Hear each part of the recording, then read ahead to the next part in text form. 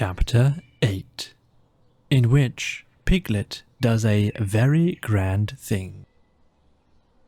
Halfway between Pooh's house and Piglet's house was a thoughtful spot, where they met sometimes when they had decided to go and see each other. And as it was warm and out of the wind, they would sit down there for a little and wonder what they would do now they had seen each other. One day, when they had decided not to do anything, Pooh made up a verse about it, so that everybody should know what the place was for. This warm and sunny spot belongs to Pooh, and here he wonders what he's going to do. Oh bother, I forgot, it's Piglet's too. Now, one autumn morning, when the wind had blown all the leaves off the trees in the night, and was trying to blow the branches off, Pooh and Piglet were sitting in the thoughtful spot, and wondering. What I think is that we'll go to Pooh Corner and see Eeyore, because perhaps his house has been blown in, and perhaps he'd like us to build it again.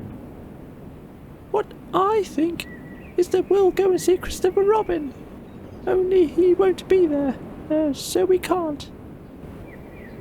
Let's go and see everybody, because when you've been walking in the wind for miles, and you suddenly go into somebody's house, and he says, "Hello, Pooh, you're just in time for a little smackerel of something," and you are, then that's what I call a friendly day.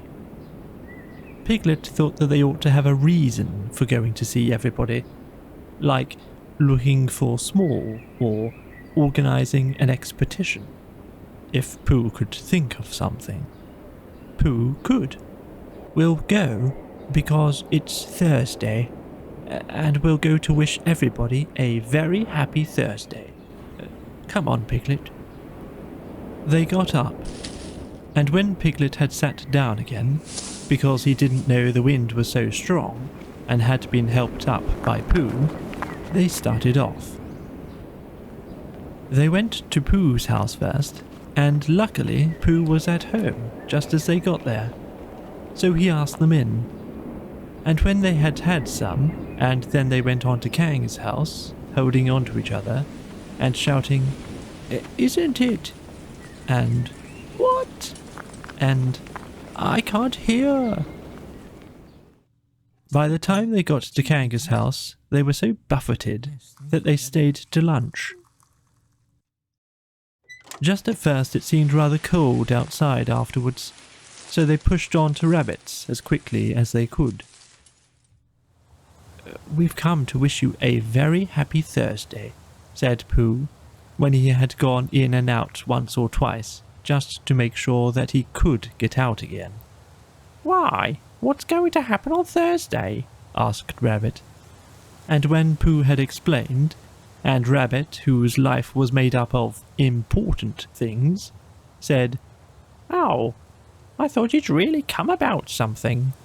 They sat down for a little, and by, Pooh and Piglet went on again.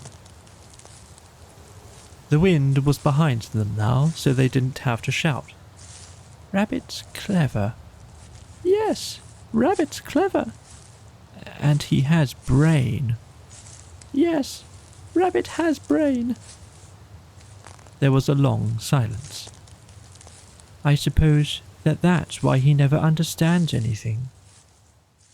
Christopher Robin was at home by this time, because it was the afternoon, and he was so glad to see them that they stayed there until very nearly tea time. And then they had a very nearly tea, which is one you forget about afterwards, and hurried on to Pooh Corner, so as to see Eeyore before it was too late to have a proper tea with Owl. "Hello, Eeyore." "Hello, Eeyore." "Ah, lost your way?" "Oh, we just came to see you, and to see how your house was. Look, Pooh, it's still standing." "I know. Very odd. Somebody ought to have come down and pushed it over. We wondered whether the wind would blow it down. Ah, that's why nobody's bothered, I suppose. I thought perhaps they'd forgotten. Well, we're very glad to see you, Eeyore.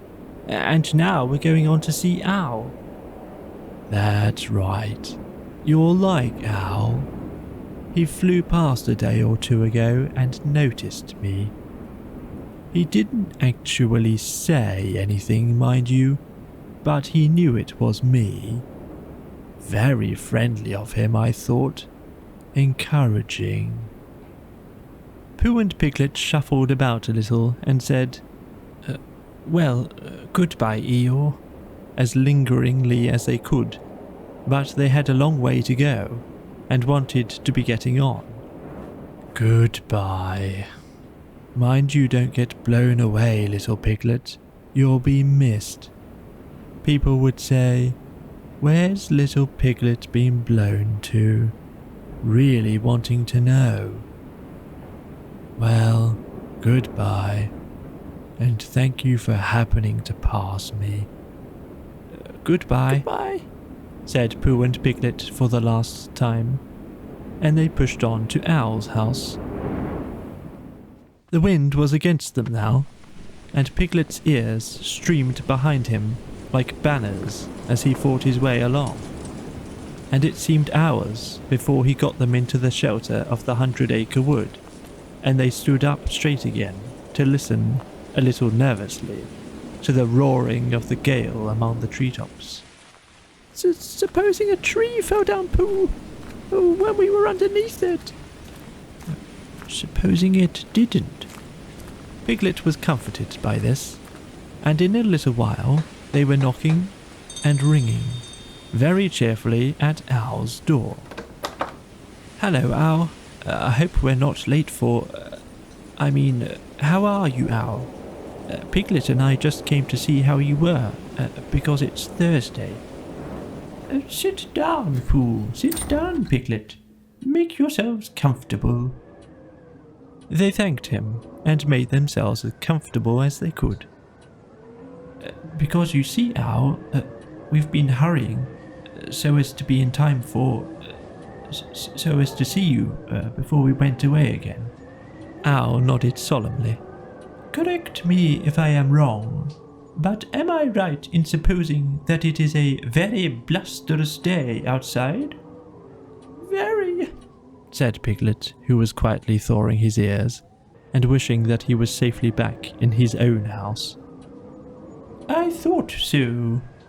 It was on just such a blusterous day as this that my Uncle Robert, a portrait of whom you can see upon the wall to your right, Piglet, while returning in the late forenoon from a...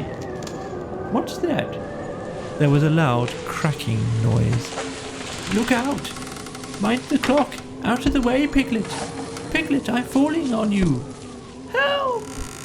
Pooh's side of the room was slowly tilting upwards, and his chair began sliding down on Piglet's. The clock slithered gently along the mantelpiece, collecting vases on the way, until they all crashed together onto what had once been the floor, but was now trying to see what it looked like as a wall. Uncle Robert, who was going to be the new hearthrug, and was bringing the rest of the wall with him as a carpet, met Piglet's chair just as Piglet was expecting to leave it. And for a little while it became very difficult to remember which was really the north. Then there was another loud crack. Owl's room collected itself feverishly, and there was silence. In a corner of the room, the tablecloth began to wriggle. Then it wrapped itself into a ball and rolled across the room. Then it jumped up and down once or twice and put out 2 ears. It rolled across the room again and unwound itself. Pooh! Yes, said one of the chairs. Ooh, where are we? I'm not quite sure, said the chair. Are we in Owl's house? I think so, because we were just going to have tea, and we hadn't had it. Oh, well, did Owl always have a letterbox in his ceiling? Has he? Yes, look. I can't. I'm face downwards under something, and that, Piglet, is a very bad position for looking at ceilings. Well, he has, Pooh. Perhaps he's changed it, just for a change. There was a disturbance behind the table in the other corner of the room, and Owl was with them again. Ah, Piglet, said Owl, looking very much annoyed. Where's Pooh? I'm not quite sure. Owl turned at his voice and frowned at as much of Pooh as he could see. Pooh, did you do that? No, I don't think so. Then who did? I think it was the wind. I think your house has blown down. Oh, is that it? I thought it was Pooh. No. If it was the wind, then perhaps it wasn't Pooh's fault. No blame can be attached to him. With these kind words, he flew up to look at his new ceiling. Piglet. Piglet leant down to him. Yes, Pooh? What did he say was attached to me? He said he didn't blame you. Oh, I thought he meant... Oh, I see. Ow! Come down and help Pooh!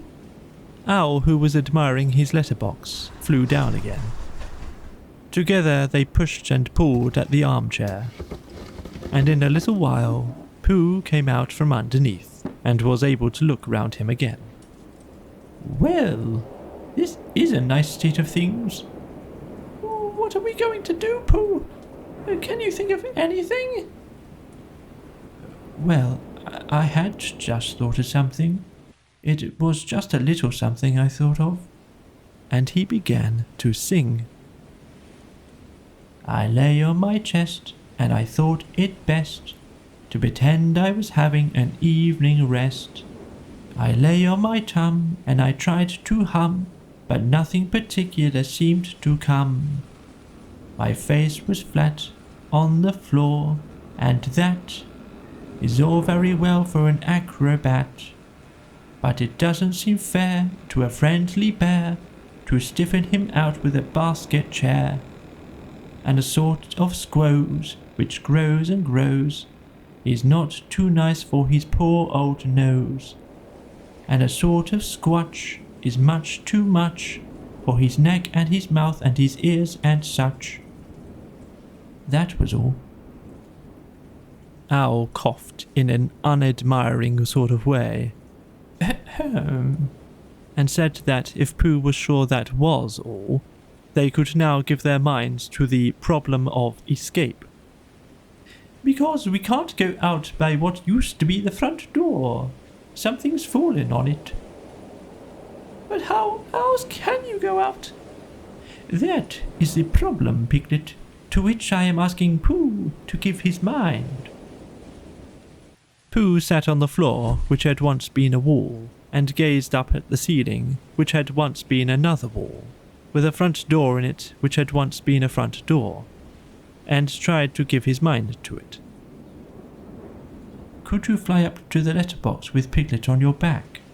No, he couldn't. Owl explained about the necessary dorsal muscles. He explained this to Pooh and Christopher Robin once before, and had been waiting ever since for a chance to do it again, because it is a thing which you can easily explain twice before anybody knows what you are talking about. Because you see, Owl, if we could get Piglet into the letterbox, he might squeeze through the place where the letters come, and climb down the tree and run for help. Piglet said hurriedly that he had been getting bigger lately, and couldn't possibly, much as he would like to. And Owl said that he had had his letterbox made bigger lately, in case he got bigger letters, so perhaps Piglet might. And Piglet said, But you said the necessary, you-know-whats, wouldn't. And Owl said, "No, they won't, so it's no good thinking about it." And Piglet said, "Then we'd better think of something else," and began to it at once.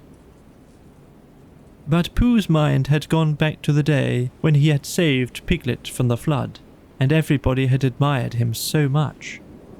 And as that didn't often happen, he thought he would like it to happen again. And suddenly, just as it had come before, an idea came to him. "Ow, I have thought of something. Astute and helpful bear." Pooh looked proud at being called a stout and helpful bear, and said modestly that he just happened to think of it. "You tied a piece of string to Piglet, and you flew up to the letterbox with the other end in your beak, and you pushed it through the wire and brought it down to the floor, and you and Pooh pulled hard at this end, and Piglet went slowly up at the other end, and there you were. And there Piglet is, if the string doesn't break." "Supposing it does?" "Then we try another piece of string." This was not very comforting to Piglet, because however many pieces of string they tried pulling up with, it would always be the same with him coming down. But still, it did seem the only thing to do. So with one last look back in his mind at all the happy hours he had spent in the forest, not being pulled up to the ceiling by a piece of string, Piglet nodded bravely at Pooh and said that it was a very clever plan. "It won't break," whispered Pooh comfortingly, "because you're a small animal, and I'll stand underneath. And if you save us all, it will be a very grand thing to talk about afterwards. And perhaps I'll make up a song, and people will say, 'It was so grand what Piglet did, that a respectable Pooh song was made about it.'" Piglet felt much better after this, and when everything was ready, and he found himself slowly going up to the ceiling, he was so proud that he would have called, "Look at me," if he hadn't been afraid that Pooh and Owl would let go of their end of the string and look at him. "Up we go." "The ascent is proceeding as expected," said Owl helpfully. Soon as it was over, Piglet opened a letterbox and climbed in. Then, having untied himself, he began to squeeze into the slit, through which in the old days, when front doors were front doors, many an unexpected letter that Wall had written to himself had come slipping. He squeezed and he squoze, and then with one last squooze he was out. Happy and excited, he turned round to squeak a last message to the prisoners. "It's all right," he called through the letterbox. "Your tree is blown right over, Owl, and there's a branch across the door. But Christopher Robin and I can move it, and we'll bring a rope for Pooh, and I'll go and tell him now, and I can climb down quite easily. I mean, it's dangerous, but I can do it all right. And Christopher Robin and I will be back in half an hour. Goodbye, Pooh." And without waiting to hear Pooh's answering, "Goodbye, and thank you, Piglet," he was off. "Half an hour," said Owl, settling himself comfortably.